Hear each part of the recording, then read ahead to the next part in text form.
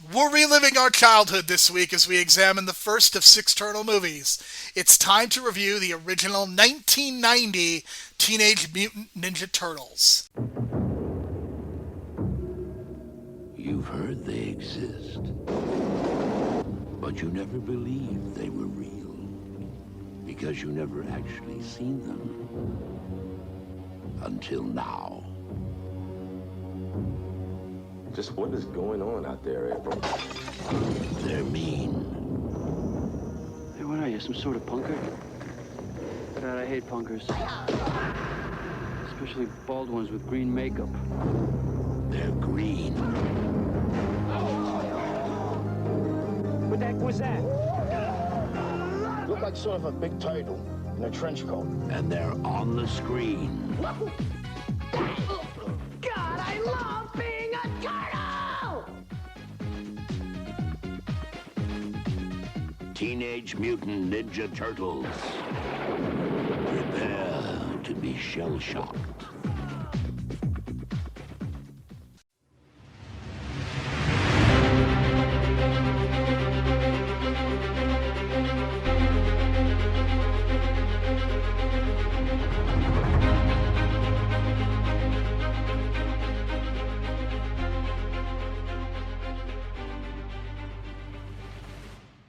This is the Superhero Pantheon. On this podcast, we take one superhero film a week and decide whether it should be in the Pantheon, the pile of shame, or somewhere in between. My name is Jerome Cuson. You can find me on Twitter at JeromeC1985. You can find additional episodes of this podcast through Apple Podcasts, Stitcher, Spotify, and all of your favorite podcast apps through the real world. We strongly encourage you to leave a 5-star review so as to help people discover this show and the great work that the folks at The Real World are doing. If you would like to interact with us or send feedback, you could do so in two ways. First, send an email to superheropantheon@gmail.com. Second, find us on Twitter at Hero Pantheon. My co-host for this week and every week will be Brian DeBrain.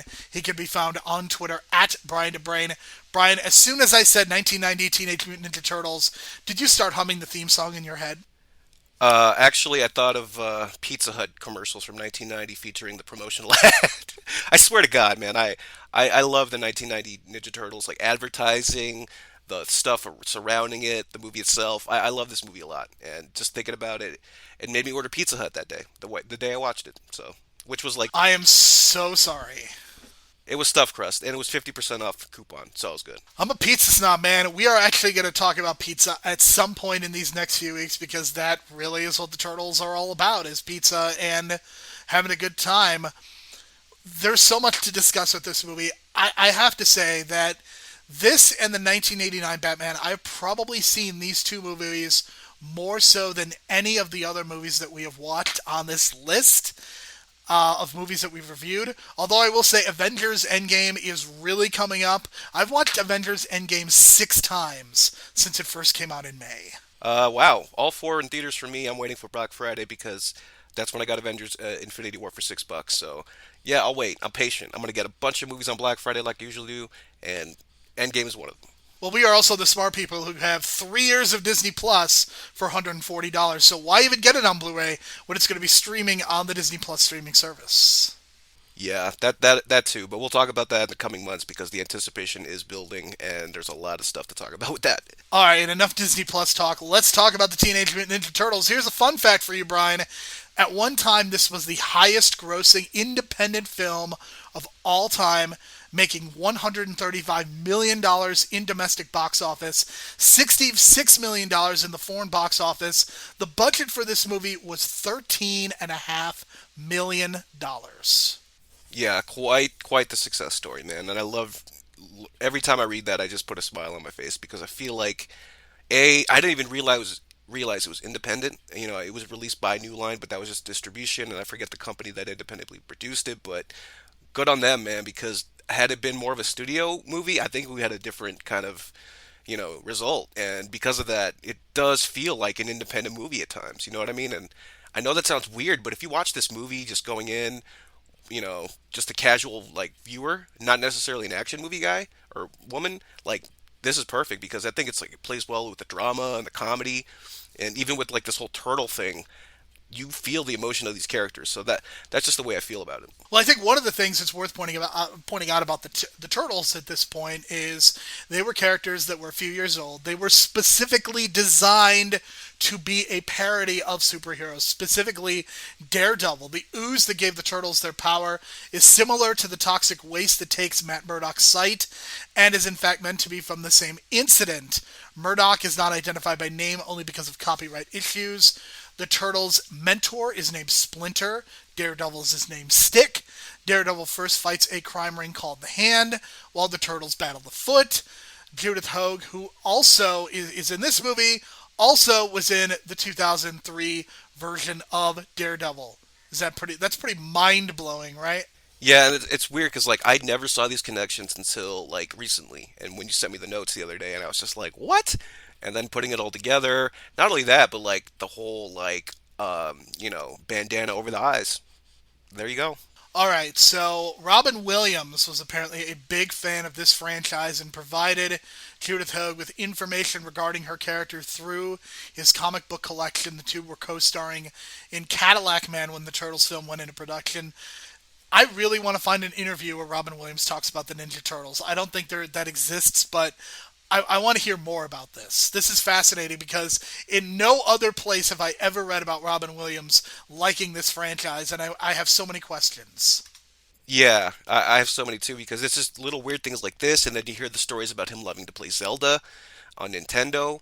There's a lot of interesting facts there. I haven't seen. I know this isn't there a Robin Williams documentary somewhere, but there's probably a bunch. But I'm just kind of blown away with kind of that random fact, and then reading this, it's like, how come he wasn't a producer or something like that? I would have just brought him on as like a consultant, but at the time, 1990, he wasn't that big of a. I wouldn't say that big of a star. He was more of like a side player at the time, but even though with Dead Poet Society, but.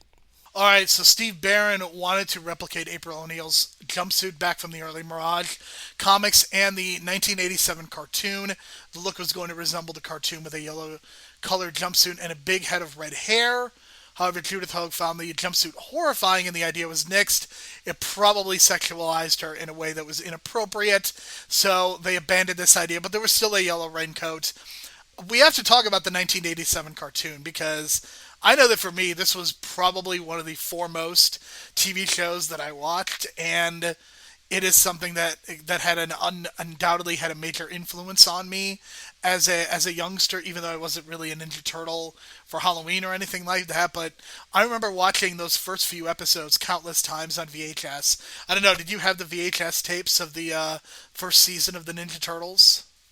I was lucky to just catch it whenever on reruns or local television. Like I never had the tapes. I had that original X-Men tape with the first episode, but never like the Ninja Turtles. Like I never had a chance to really watch the episodes till later on, till like online when you can just find anything now. But like I really went on a binge like years ago of the old series. I think I watched like the first two seasons. After a while, it gets repetitive, so understandably, I kind of like tailored off the last couple seasons. But it does have its moments, and I do like the characterization that they give the turtles. What's interesting is the change in Ralph. I don't know if you noticed that, but I love, or Ralph, Raph. I like to call him Raph instead of Raphael. But yeah, Raph is just like a completely different like no human, but turtle. You know what I mean? Like different personality from the show to the movie, and I thought that was a great change they did because like he's more of a jokester in the show, wouldn't you say? And then, but so is Michelangelo. So I just feel like they kind of just were the same, but they separated those kind of aspects from him in the movie. And I thought that was great because they made him more of a tough, hard ass, almost like Taz from ECW. I'm not sure if I would go there. To me, it seemed more like he was either Wolverine from the X-Men. That's kind of what I think they were going more for. He is obviously the character with the most personality and that stands out. And I think on that original animated series, he was cool but crude.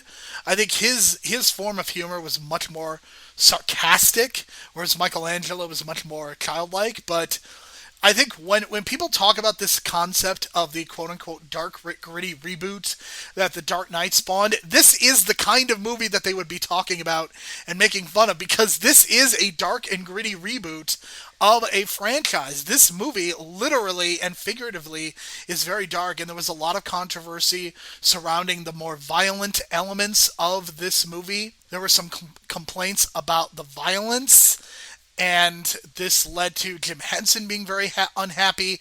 He originally had done a favor, or Steve Barron had done a favor for him, so he was returning the favor by doing some of the puppeteering. He was not happy with the violence. Judith Hoag, who played April in this movie, was also not happy with the violence.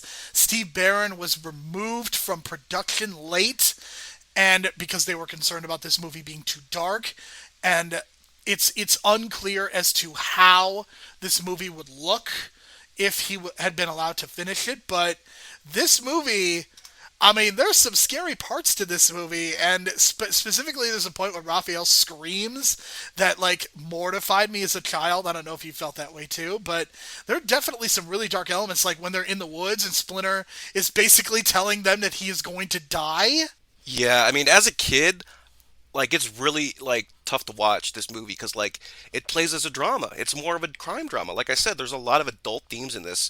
And as a kid, like I was more of a fan of Ninja Turtles too. And that's honest, but that's also because that was the only VHS I had of the trilogy, right? But so I would just play it over and over and over. But in comparison, yeah, it's very dark and it's gritty and it's just like there's these things going on in the background with Shredder almost being like this, I want to say like almost like Manson type of figure where he's just bringing in these disenfranchised children who are off the streets or have like problems with their parents, and they just like he's offering this lifestyle of like excess and glamour and oh, you want to smoke, right? And we get this not so I wouldn't even say a cameo, it's like a small role for so we even got like Sam Rockwell in this movie who's got like a minor role, not even a cameo, playing like a street kid, you know, offering these kids cigarettes and arcade games and stuff like that, as long as they train to become part of the Foot. So it's just like this dark kind of like, wow, like they really had some adult dark themes in there and like stuff like this, like a cult-like figure. You know, it doesn't really play in your head as a kid, but you know, as an adult, like this comes off really well as an adult, I think. Right, and Sam Rockwell facially hasn't changed at all in the last 30 years. No, and I wonder if he smokes menthol or regular. Right, that that is one of the burning questions, absolutely, of this movie. So we talk about some of the darkness of this movie. In the script and novelization, there was a young boy that Tatsu attacks. That boy actually dies. The sounds of the boy breathing and others saying he would be alright were added at the last minute after the movie ratings board objected to this scene. And in the French version of this movie, that kid, he dies. I like how they had a problem with the kid dying, but they didn't have a problem with kids smoking cigars.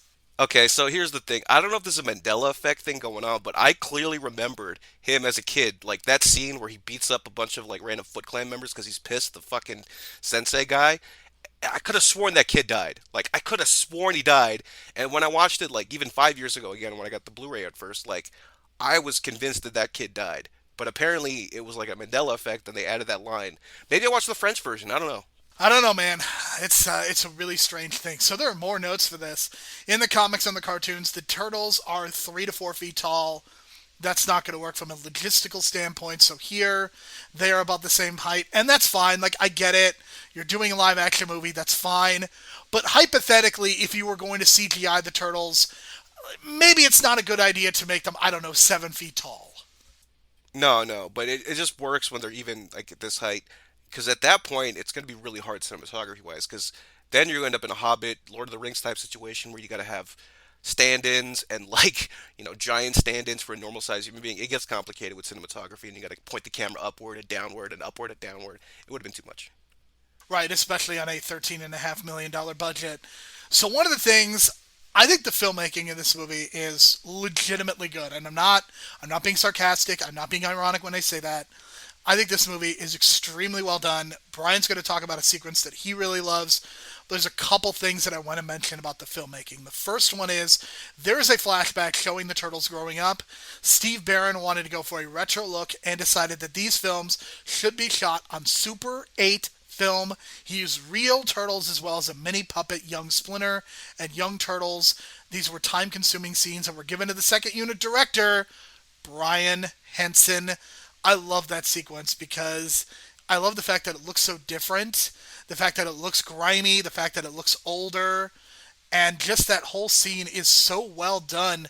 And again, this is an independent movie. This is a kids movie. They didn't have to do this, and it just really impressed me. Not only that, but they blacked out the background, making it even more distinctive. Like imagine a set with no walls, just empty black blackness as the light, escapes, and it stands out because it like and sometimes when movies do this, that's where I get confused sometimes. If they do a flashback and don't give me a title cue that's like 10 years prior or whatever it is, I would get confused because that's happened to me a couple times where it's just like the cinematography looks the same, but it's slightly off. Is this a flashback? What is this?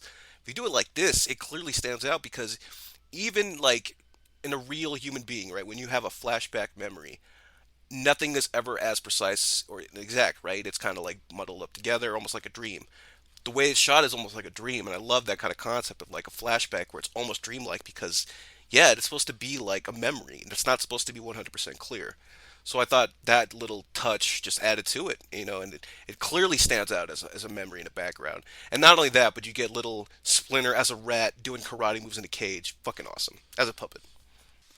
Right. And editor Sally Menke, who is primarily known for collaborating with Quentin Tarantino, made her feature film debut working on this. And there's some people, I kind of see where people are coming from, but a lot of people have said that since Menke's unfortunate passing, that Tarantino films have not quite been the same from an editing perspective.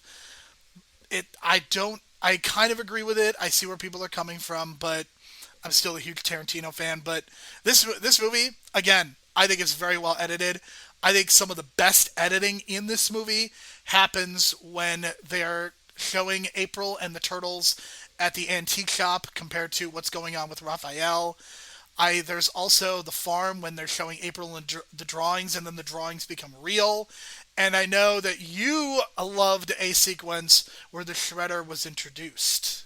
Yeah, and it didn't really stick out as much like when I've watched it recently. Just the whole feeling of it, the atmosphere, the way it's shot. It's like they're deep in almost like this pit, and there's like levels and levels above with the audience watching down. So the only source of light is like from the top. So the only light is shining on top of Shredder's head, and it's like he's wearing the helmet, and it's shiny. But you don't see his eyes at all, almost in the sequence when they introduce him, and he almost becomes almost like this monster kind of figure or something.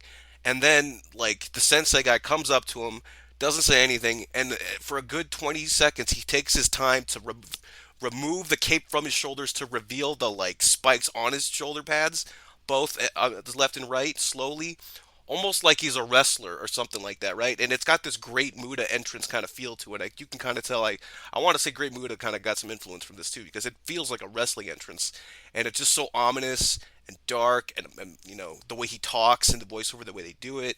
It's such a great entrance, and I put that on Twitter, and a lot of people felt that way too, because I mean, man, you watch that sequence, it feels like someone is coming, some badass is coming, and you don't see his eyes, and the light's just shining on top of the blade on his head, and everything's dark around him, and it's ominous, and it just adds to his mythos, man, a Shredder, this unknown entity that wants to take out the turtles and wants to get Splinter, and we don't know much about him, but he just comes out and with the spikes and everything, looks like a total badass. Right, and the music that they use in particular, I think, is also really great too.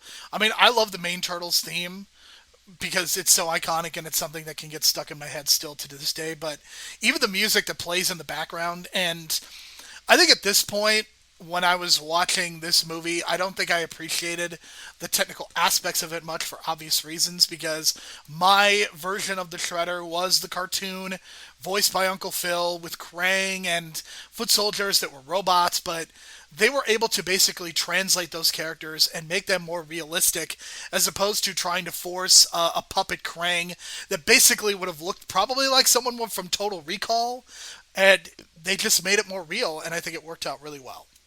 Totally, and that's one of the best aspects of this, like especially with the puppeteering, everything just looks real, and you don't get that with the CGI turtles, and that's why I'm not really a big fan of the Michael Bay stuff. But man, like this movie in particular, it just the way the mouths move too, and the way that they interact with each other in that moment where like Raphael wakes up and he's standing there and then he's hugging his brother, like that's amazing the way they did that. Like that's real drama with two dudes like dressed as giant turtles. You know what I mean? Like that's so hard to do. Like you know what I mean? Like that's kind of a miracle. Like this whole movie is almost like a miracle work. You know what I mean? Like this, everything just kind of came together. They had the right kind of puppeteering at the time, and they had the right budget, and they had the right script going, and they had a lot of freedom with the director, who wasn't, being so much as influenced by a studio because, like we said, this was independent. but he was taken off the project at the end. But like you can tell, like this was very much an independent kind of approach. I mean, Jim Henson is awesome. I mean, I think that his influence, you can really feel it. Just the overall designs of the Turtles. I don't think the Turtles and Splinter ever have looked better than they did in this specific movie. And as we talk about the heroes, this is sort of an origin story. This kind of feels similar to Batman 89 in that the Turtles have very clearly been doing this for at least a little while, but the surface world is not aware of their existence. All of the Turtles, of course, have very clear personalities. Splinter is preparing the Turtles for his own death, which is something that does not get addressed in any of the other two movies. Splinter is perfectly fine, but we don't really get that. A lot of conflict involving Leonardo and Raphael, Donatello, Michelangelo. There's a lot of comedy relief, some very funny scenes between those two. We get April O'Neil kind of introduced into this and kind of quickly falling in love with all of the Turtles and basically becoming her friends, so to speak. And I've always been very curious to know what her human quote-unquote relationships are like, because we never really get a sense of that, but seems like a very lonely person. And we also have Casey Jones. I call him the Han Solo of this movie because he adds a lot of levity. And he is basically, you always need a character in a sci-fi or a superhero movie that kind of is walking into this with kind of either kind of speculating or maybe isn't totally convinced of what is going on. And that was Han Solo's kind of role in Star Wars, that he didn't necessarily believe in the concept of the Jedi. And in this case, Casey Jones, not quite sure what he believes about the Turtles, about April, about the Foot. And I really like the purpose that Casey Jones and Elias Koteas is very good. Yeah, like he was so great in this movie. I thought when you first see him and then he's like fighting with Ralph. That's such an Avengers thing, right? Like I don't know if that's a superhero thing in general, where like when you have a team up. And when you first meet a different superhero, they end up fighting each other at first, but they definitely did that in this movie, and that's like a classic moment in this movie where like they're fighting each other, and then they busts out the baseball bat, and then he busts out the cricket bat, and then Raphael doing this New York accent going, "Cricket?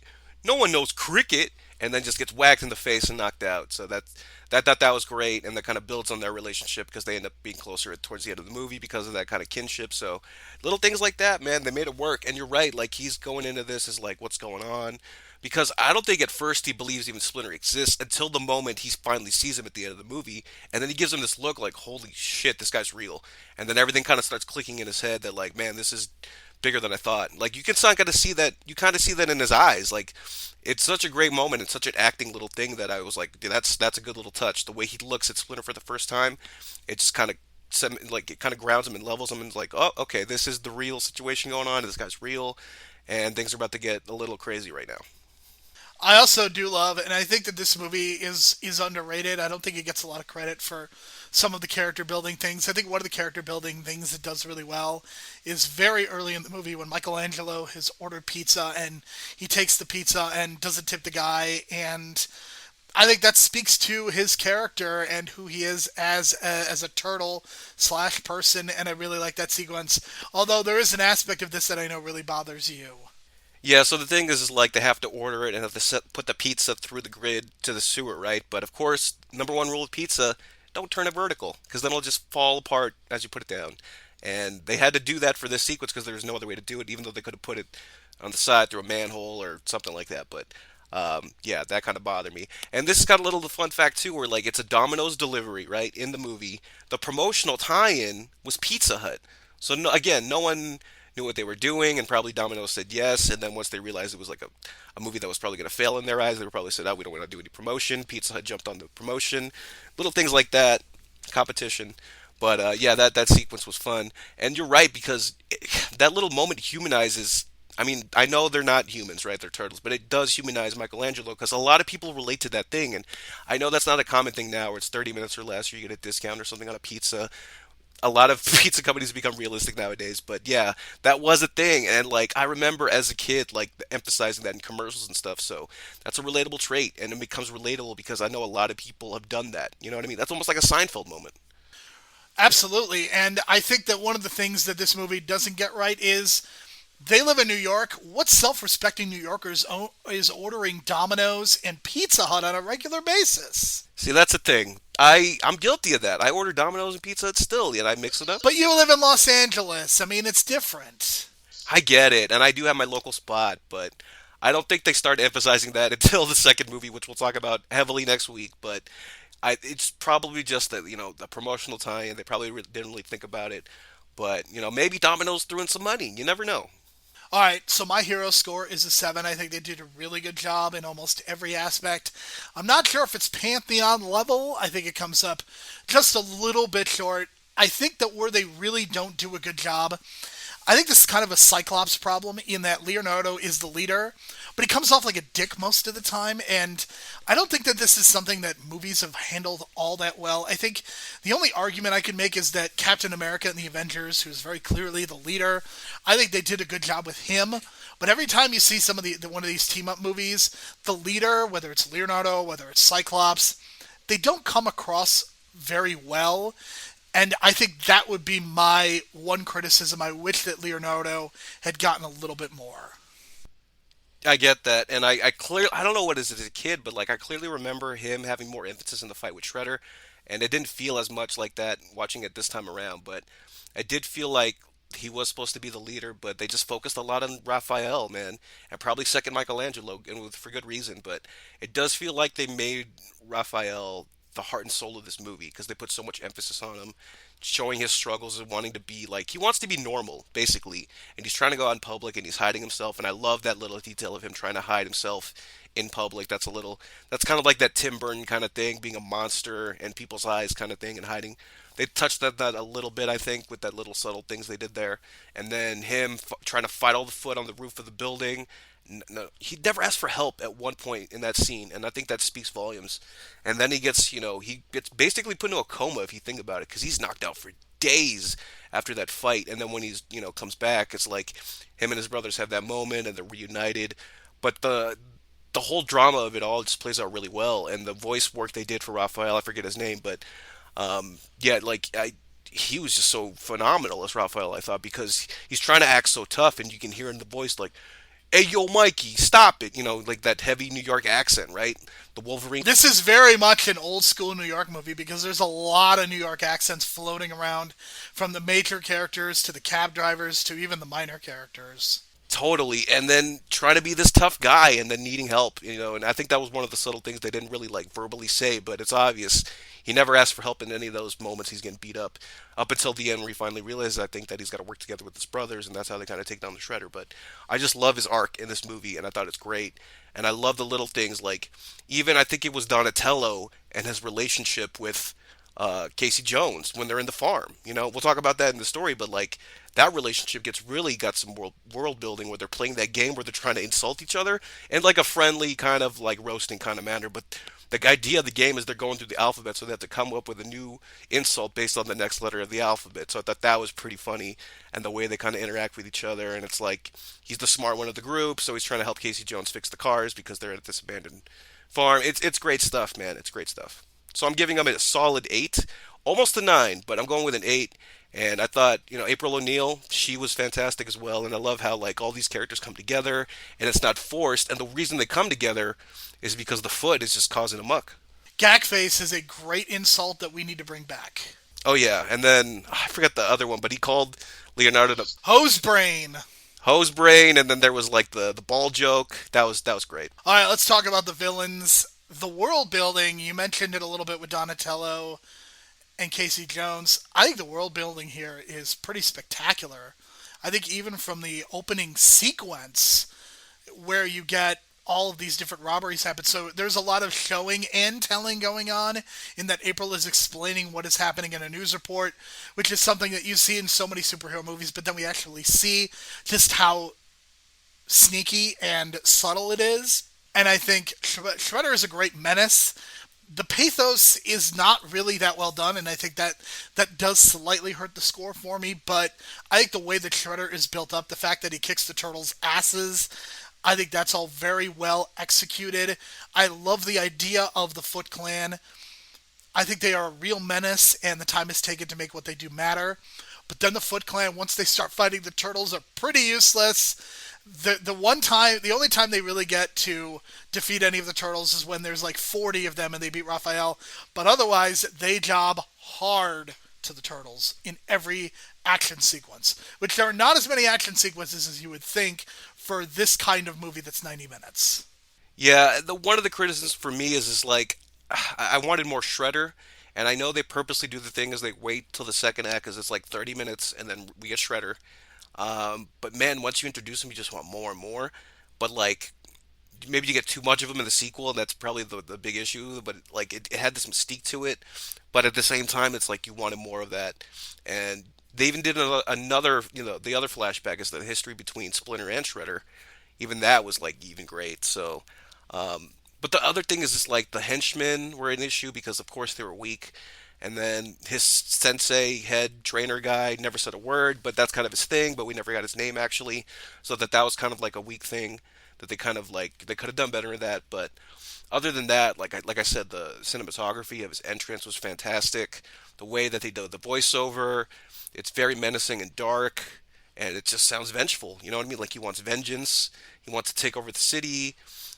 He's basically this angry dude that got rejected by a girl and killed the girl and the guy that took it away from him. And he's on this, macho nostalgia, not nostalgia, macho alpha male trip kind of thing going on. Am I wrong on that? No, I think that is absolutely the case, and that's why I'm willing to give this a 7 because of the reasons that you just mentioned and what I was discussing. I also find Chief Stearns genuinely hilarious because I speak about the New York quality of this movie, and Chief Stearns is a big part of it because he's just this very blustery, probably what you think of as the stereotypical police chief. And if this were a buddy cop movie, he would be the exact person that is asking for Will Smith and Martin Lawrence badge and gun. Totally, he was such a fun aspect, and there's all this other things too that they kind of layer in the background of it's slight corruption. They're trying to cover up the Foot. They don't want the Foot to be known in public. They want to keep it under wraps, and that's kind of what the conflict is between April O'Neil and the chief of police in New York. And it's just like there's this. She keeps reporting, man, and she keeps pushing buttons and pushing people's buttons until she gets fired for it. I thought that was a great little subplot there because she kept pushing and pushing, and then she gets fired, but they need her back at the end because she reveals the big story at the end. But I thought it was really interesting that they really wanted to keep the Foot like under, quiet, under wraps, very, government conspiracy like, and I thought that was kind of interesting. Go ahead. What is your villain score? Oh, I forgot. Sorry. Yeah, I'm gonna go with a 7 as well. It's just those slight criticisms. I wanted more Shredder, but it's just the henchmen were in a kind of like jobbers, like you said, more like putties from the Power Rangers, very similar. So. Right. The story, I think it's pretty basic. I don't think it's necessarily bad, but I don't think that it's great. New York has a terrible crime wave. If you know anything about the history of New York, you would know that this is pretty accurate. It's not caused by the Foot, but this is certainly something that the city of New York was dealing with in the late 80s, going into the early 90s. We get the Turtles saving April in the first scene, but they are not yet public. The Foot Clan are an ancient group of warriors. My biggest criticism of this movie, there's a little bit of exotic Asianness going on, some cultural appropriation, which I don't think it's as noticeable in this movie, but by the time we get to the third movie, it is definitely going to be noticeable. I think, boy, is that movie hashtag problematic, but I think that does exist to a very small extent here. The Turtles are able to kind of defeat the Foot, but they have to go to a farm, something that we've talked about many times. We spend a good 10 to 15 minutes there as Raphael recovers, and we get some character development with Donatello and Casey, and the Turtles training. We get that great scene by the fire. I'll be honest, man, I think this was better than Ultron. That farm scene, I mean, it kind of mirrors Ultron in a very strange way, and that scene with Splinter kind of mirrors Nick Fury being there. But I like this scene so much better. Yeah, I think it's better than all the MCU farm scenes. Like, it's better than... Well, I'm trying to think, what was the other movies that we had? We had a lot of farm scenes and a lot of superhero movies, but by far this is the best one because it truly is like a process of like rebuilding and rebuilding relationships. Like there was that strain on the relationship between Leonardo and Raphael, and that's why Leonardo feels so guilty for what happened to Raphael, and he's watching him every day at the bathtub, like little things like that. You know what I mean? And just that scene with the campfire, man, I got teary eyed. I get teary eyed now watching that scene because it's so real in the drama, and then the brothers start crying at the end, like just truly real dramatic stuff. And what is supposed to be an action movie, but that's why I call it a crime drama, because a lot of it is just drama based on the crimes going on. And Splinter's been kidnapped, right? And they don't know where he is, and they think he's dead. And some of the brothers even think he's dead, and they just almost give up on him until this moment happens. The Turtles come back to New York. They cannot match up with the Shredder. Shredder makes the Royal Rumble mistake, Brian. What is the Royal Rumble mistake? Well, you got me there, man. What, say you're number 30? No, it is when you blindly charge and get thrown over the top rope and both of your feet hit the floor. You've seen this in many a Royal Rumble, I'm sure. I call that the Warlord. It is so Shredder pulled the Warlord. In this case, he blindly charged at Splinter. He had the Turtles. He literally could have murdered Leonardo right there and probably could have taken out the rest of the Turtles and a clearly handicapped Splinter, but he did not. He makes this horrible choice, and his horrible blind charge leads to him being thrown off the roof into a garbage truck where he's crushed and probably should be dead. Yeah, and it's the way it sounds. I know it sounds ridiculous, but the way it was shot did not look ridiculous. It looked totally realistic, because what happens is Splinter finds one of the nunchucks of Michelangelo, grabs it, and then doesn't reveal it. And then as soon as Shredder comes at him with this, like, I don't know, like wooden stick with a fucking knife at the end or whatever it was, a spear, he fucking uses the nunchucks to move the spear out of the way, and then fucking Shredder just loses his balance because he's charging it for. It's almost like that scene in Tremors where they kill the first Tremor, right? He's just heading straight on and then fucking almost kills himself. But Splinter fucking grabs his hand, man. He's like, I can save you. Just, you know what? Just, he was gonna save him, but fucking Shredder just has to throw this fucking dagger at him, and fucking Splinter, just grabs it like it's nothing. Doesn't even cut its hand, it looks like. Grabs it, but because of that, has to let go of Shredder. And because of that act of vengeance, vanity, whatever you want to call it, it cost him. And he loses the battle like that. Doesn't die, wink wink, because he comes back in the sequel, but he does get his face crushed, I want to say. But still, that was a great moment, because it was character development. Like, it showed the compassion of Splinter, and it showed the fucking fucked up vengeance-like mindset that Shredder has. What's your score? I'm going with an 8 for the story. Oh, wait, no, sorry. 7 for the story.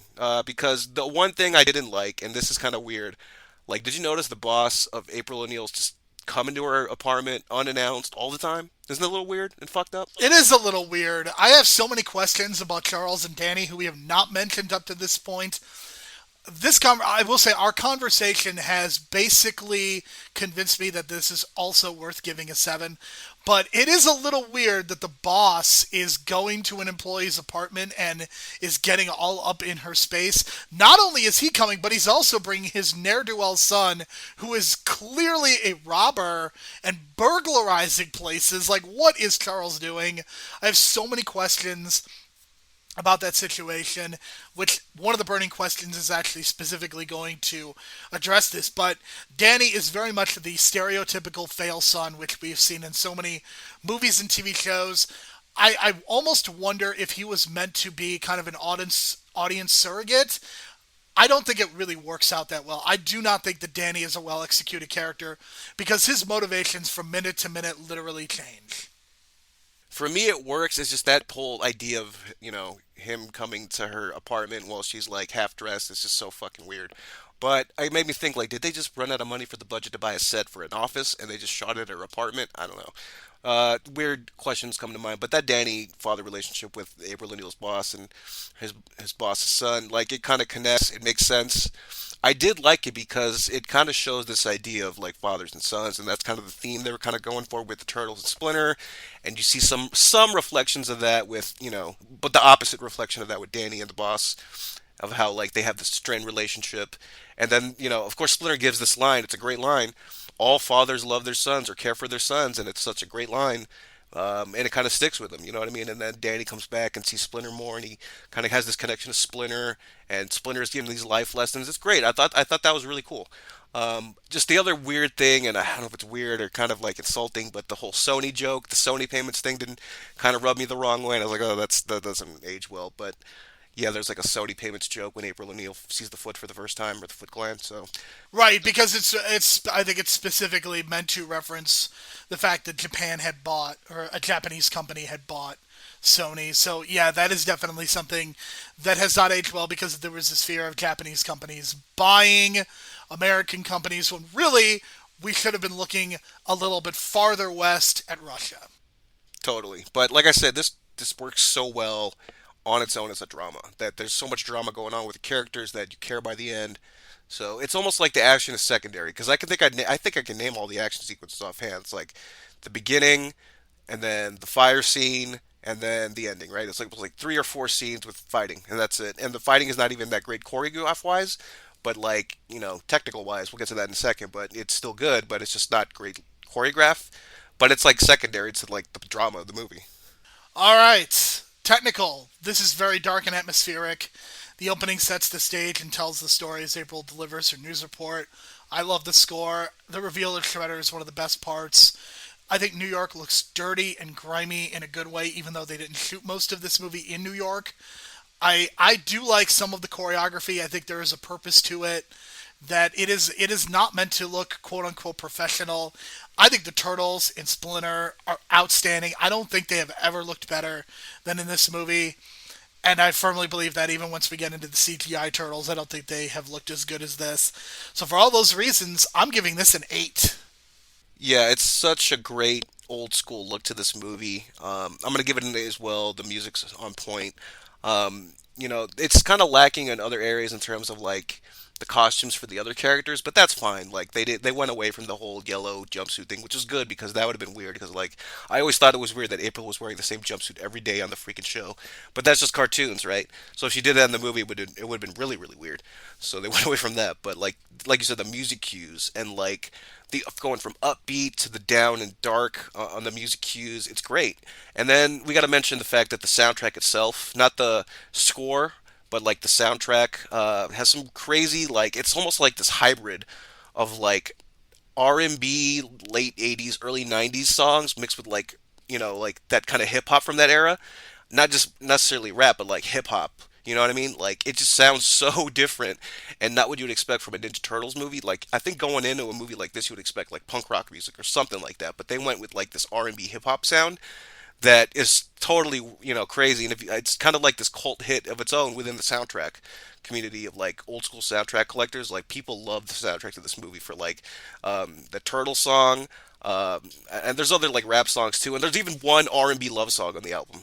Yeah, I mean the soundtrack for all three of these movies is pretty bizarre, and let me tell you, number 2 is probably the most bizarre of all because there is a rather famous song that we will talk about next week. So the legacy.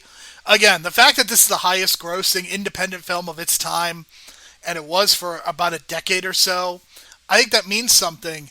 I think this sets the stage for the franchise. Not necessarily the movies weren't as good, but this really did set this up. This is Jim Henson's last involvement with the film. I think that is historically significant. The fact that his son Brian was involved in the second unit. I think for all those reasons, I think the legacy of this film is very solid. I'm not quite sure if it's Pantheon level because I feel like this is a movie that is almost underrated in a way because I don't think it gets the credit that it deserves for being a crime drama or being a New York movie. I mean, you look at some of the reviews and they were generally very negative, but I think this is definitely something worth going back. But my legacy score is a 7. I'm gonna go with an 8 just because just that Jim Henson magic is all over this movie, and I don't know if you can get what I'm saying, but there's a certain magic to like the Muppet Show, Sesame Street from that era that had that Jim Henson touch to it before he died. Like it's something unexplainable, and I feel that in this movie, and you can tell it's got that, and it's just the puppeteering, man, and it just stands out so well, and it's better than all the other versions of the CGI and all that bullshit. Like I was expecting a fully, especially a Michael Bay production. I thought the Transformers looked fantastic for CGI, and I'll give credit to CGI when it's due. But in the case of the Turtles, it just made it too over the top, and you know, there's a lack of connectivity there for me. But there's a lot of like connectivity here, so it's an 8 for me. It's just because like looking at the historical numbers of this movie, and if you do what 135 million then is like what fucking I don't know, close to 300 million now almost, maybe. I don't know, but It's somewhere in that vicinity. It's certainly between 250 and $300 million.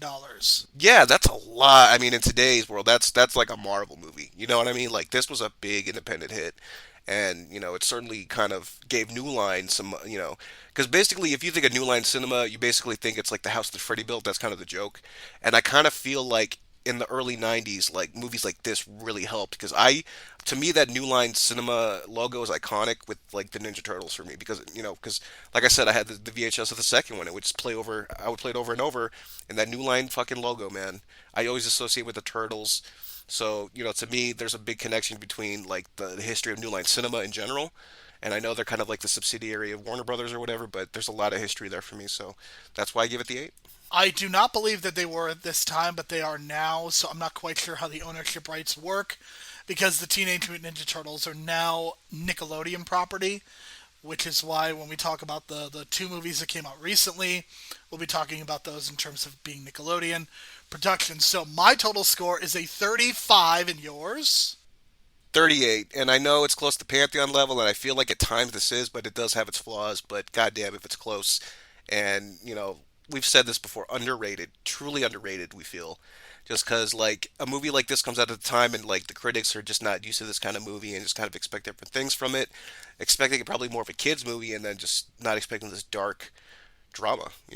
I think this movie is very close to Pantheon level. I would not put it in the Pantheon as indicated by my score, but I think it is a lot better than people would say it is. I think it is worth revisiting and exploring, and I certainly understand why people were concerned about some of the things associated with violence, but I'll be honest, if you watch Avengers Endgame, I saw a ton of kids for those movies, and Avengers is a million times more violent. There's more swearing going on. There are just as many adult themes in the Avengers Endgame compared to this. So, I mean, this movie probably doesn't even compare to some of the issues that movie was dealing with. So, for all those reasons, I think this is definitely worth revisiting. And again, I think the look of this movie is its greatest strength, and I would be very curious if Steve Barron had got to realize his vision of what this movie would have looked like. So, with all that in mind, let's get to the burning questions. This is probably the most important one. What happened to Charles's wife / Danny's mom? I'm just gonna guess divorce based on the way that dude acts, because yeah, his interactions with women are not that great in this movie. I know it's just one woman, but even the boss, as her boss, the interactions were kind of inappropriate, I want to say. I would say so, and it's funny because they don't even mention his mom, and I'm sure that there are some mom related issues that are going on. So I would be very curious to see what happens. All right. So I originally had a different question for number 2, but I think we've already kind of answered it. So I'm going to go with a different one. What is Sam Rockwell's character from this movie doing right now in 2019? In this world, he's probably realizing his faults. Maybe he's a preacher trying to get those kids off the streets, trying to get those cigarettes out of their hands. He's trying to take it back, redeeming himself, and trying to forget the days of the Shredder, and talking about the legacy of the Ninja Turtles, because the Ninja Turtles by now could be dead. We don't know their time frame or lifespan or anything. So, but they are turtles, and turtles live forever almost. So who knows? That is true. Turtles can live to 100 120 years old, so they may still be alive, although they would not be of teenage age at this point. Totally, and it's assumed they're 15, right? Like that's the estimation, because I think Splinter says they're 15, so they got ways to go. And if they wanted to come back to this universe, they easily can. I'm just saying. I really wish they would. I really want them. My hope is that with Dark Crystal recently coming out on Netflix and all the praise for the puppeteering on that, I really hope that they consider going back to puppets for the Turtles, because I think it looks so much better than whatever they were doing in the Michael Bay produced movies. Is this a good New York movie? Yes, and I wish that they emphasized the pizza aspects more, but we got that in the second one, obviously coming up. But yeah, this totally just feels New York, from the opening shots to all those, the street shots, and then even the crime robbery scenes were so well shot. Like the little things of like doing a one-shot take of a robbery on a truck. I mean, that's not that difficult to do conceptually wise. You just got to be really patient with the timing and everything. But they pulled it off with that cue. Even the cue with the snatching of the TV in the same frame. That was great. So stuff like that, it kind of brings you into the New York streets. So hell yeah, for me. All right, so we need to address the elephant in the room and talk about which turtles we are. I would presume that you are Michelangelo and I'm Raphael. Is that kind of what we're thinking? Pretty much, man. I mean, I'm totally a Michelangelo. I talk like him for Christ's sake. But that's just the California in me, the LA in me, and he's obviously based on those laid back surfer dudes. And I use the word dude a lot. Yeah, that's totally me in a nutshell. And I just had pizza. Which really does make you Michelangelo. So I guess I'm Raphael. I'm the slightly crude and sarcastic one. I think that's how it works, right? Yeah, but you don't talk like this, man. That's unfortunate, but I can't fake it. I'm from the Midwest through and through. So I know that Superman 1978, that the part of that did take place on a farm, but the farm really doesn't serve the same function. Is this the original superhero farm movie? I think it is, because I can't think of any other movie that has a farm scene like this, other than the MCU and other, recent superhero movies that go to a farm or whatever. But it feels like this is the OG, and it kind of feels like a lot of them kind of rip this off, whether it's subconsciously or not. But maybe the filmmakers of the movies we like in the MCU are secretly big fans of this movie and they take a lot from it. So, fuck, what if we get a Russo brothers version of the Ninja Turtles with puppets? I mean, that I would be all in favor of that. That doesn't sound like the worst idea I've ever heard. Doesn't even sound like the worst Russo brothers produced idea that could come out this year. Hashtag 21 Bridges. Yeah, 21 Bridges, man. That's definitely a September release. It's not even coming out in September anymore. It's coming out in November now. Well, it sucks for them, because that's even worse, I think, because I think they're going to get lost in the shuffle. So, there you go. Yeah, that movie looks bad. But yes, this may in fact be the original superhero farm movie. Next week, we are going to talk about Teenage Mutant Ninja Turtles 2, The Secret of the Ooze, where we got not Bebop and not Rocksteady in that movie. Tokar and Razor, or whatever they call him. Listen, man, this is the movie that I've watched the most out of these original Ninja Turtles movies, and I watched it probably, I don't know, maybe 30 times. Like, seriously, I remember watching this movie at least once a month as a kid on the VHS, and I was one of those kids that had the VHS tapes and would lose the covers and just have just random VHS tapes laying around, never having the covers, but always recognizing that because I think it had a green label. You are a monster. I know, and I had like a couple WWF Coliseum videos that I lost the original covers to. It's a shame. It's a shame. But yeah, I'm really looking forward to this, even though it's probably going to get a low score. But it does have Ernie Reyes Jr. Big fan of his because he's a Filipino kind of like cultural movie, cult icon, I want to say, in the Filipino community, just because, like, he's one of the first major stars to kind of break through, even though he was just kind of like a stunt man in the 80s, or a stunt kid in the 80s, actually, like in movies like The Last Dragon. So I'm looking forward to that a lot and talking about him. And I'll talk about Surf Ninjas probably for the only time on this podcast. I'm probably going to have to apologize in advance because I am not going to have nice things to say about Kino. Well, he has his moments for me, and he's my hero. One of my heroes as a kid, I want to say. I totally get that. I get the representation is important. We'll get into it next week. So for Brian, my name is Jerome. Thank you so much for listening to our review of the original Teenage Mutant Ninja Turtles. We will be back next week to explore the secrets of the ooze. Kawabunga. I made that funny. Ha ha ha.